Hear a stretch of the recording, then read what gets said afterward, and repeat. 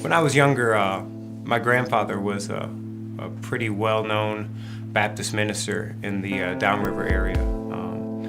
Those are my earliest memories of being in church and hearing the gospel and being around Christian people.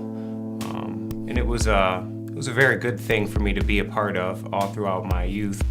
One day I remember reading my Bible in class, and this girl that I had met invited me to a youth group. And little did I know at the time, but that was going to be a pretty life-changing event.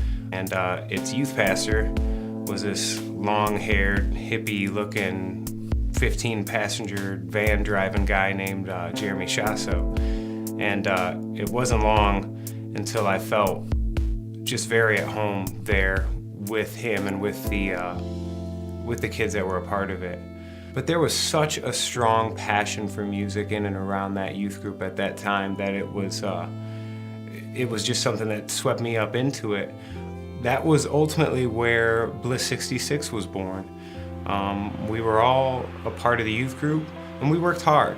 We worked real hard. I remember practicing 3-4 nights a week from the time we were 14, 15 years old until we ended up signing a record contract, which was literally just a couple months after I had graduated high school.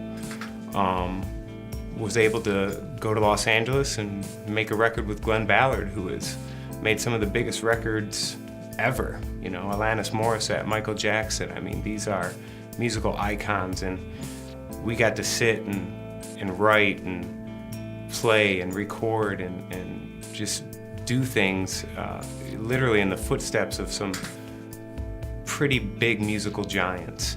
I think that ultimately I just wasn't prepared for what a life on the road with a little bit of money in my pocket was gonna expose me to. And temptation proved to be too much. Maybe 2 years after the Bliss record came out, that we weren't even a band anymore. And relationships that were once real strong and very rooted in love and in truth, like we had all grown up to appreciate, had just fallen by the wayside. Music was still there.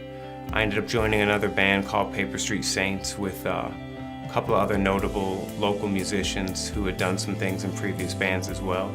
Ultimately, it wasn't until the summer of 2006 that I had my son, Aslan. I just knew at that point in time that it really, really wasn't about me anymore. And I renewed my commitment to God. Around the same time, I started to notice that my desires were changing.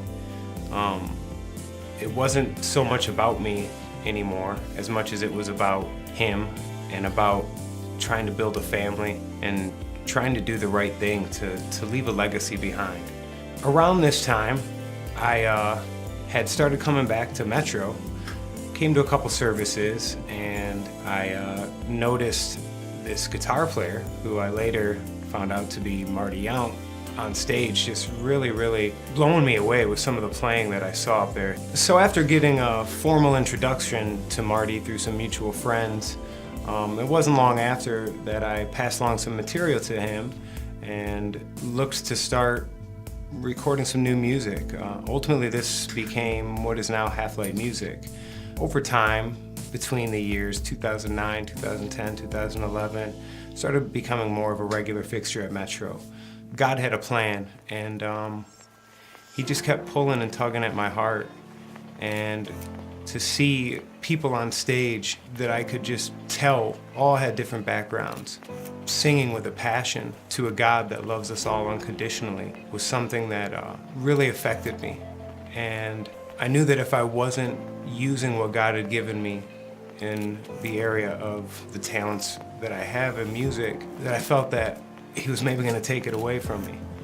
I know that for me, some of life's deepest lessons have been learned simply by reflecting on a song lyric. A lot of the music that I was hearing and experiencing and lifting my hands unwittingly to at church started to become little seeds planted in my heart, and they were growing. And before I knew it, I had done something that I had never done in 10, 15 years of making music, and that was writing songs about my Savior. Even growing up exposed to contemporary Christian music and being a musician myself, there was always a part of me that felt that a lot of that music was, cheesy or not hip or whatever. And frankly, some of it kind of is. But all that aside, I knew that I couldn't just stand on the sideline and critique it if I wasn't going to offer something of my own. And it was that kind of conviction that really led me to start writing more praise and worship oriented music. And that's where we are now with this Half-Light worship record. My name is Cheyenne and I am Metro.